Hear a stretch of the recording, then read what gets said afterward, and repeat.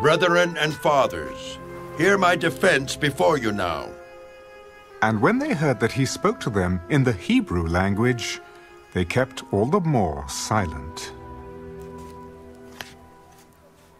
I am indeed a Jew, born in Tarsus of Cilicia, but brought up in this city at the feet of Gamaliel, taught according to the strictness of our father's law, and was zealous toward God as you all are today.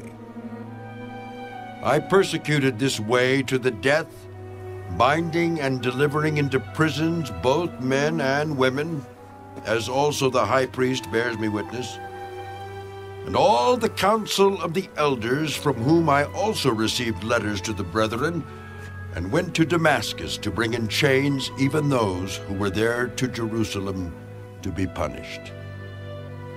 Now it happened as I journeyed and came near Damascus at about noon, suddenly a great light from heaven shone around me, and I fell to the ground and heard a voice saying to me, "Saul, Saul, why are you persecuting me?"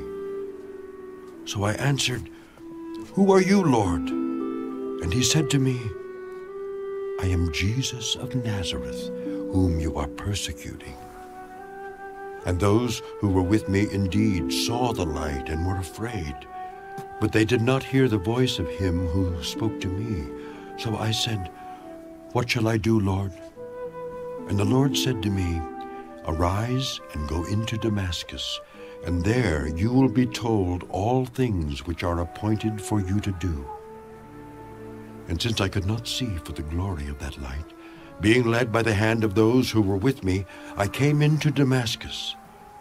Then a certain Ananias, a devout man according to the law, having a good testimony with all the Jews who dwelt there, came to me, and he stood and said to me, "Brother Saul, receive your sight." And at that same hour, I looked up at him.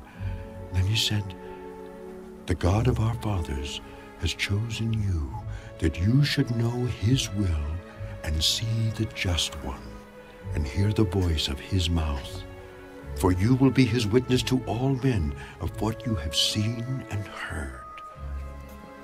And now, why are you waiting? Arise and be baptized, and wash away your sins, calling on the name of the Lord."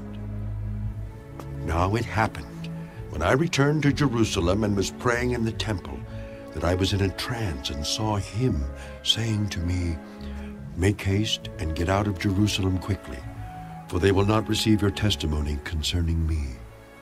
So I said, "Lord, they know that in every synagogue I imprison and beat those who believe on you.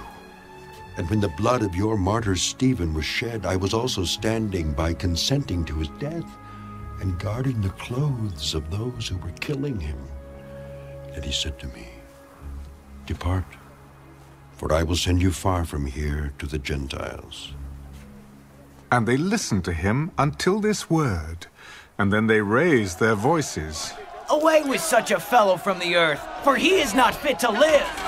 Then, as they cried out and tore off their clothes and threw dust into the air, the commander ordered him to be brought into the barracks, and said that he should be examined under scourging, so that he might know why they shouted so against him. And as they bound him with thongs, Paul said to the centurion who stood by, "Is it lawful for you to scourge a man who is a Roman and uncondemned?" When the centurion heard that, he went and told the commander. "Take care what you do, for this man is a Roman." Then the commander came and said to him, "Tell me, are you a Roman?" "Yes, "With a large sum I obtained this citizenship." but I was born a citizen." Then immediately those who were about to examine him withdrew from him.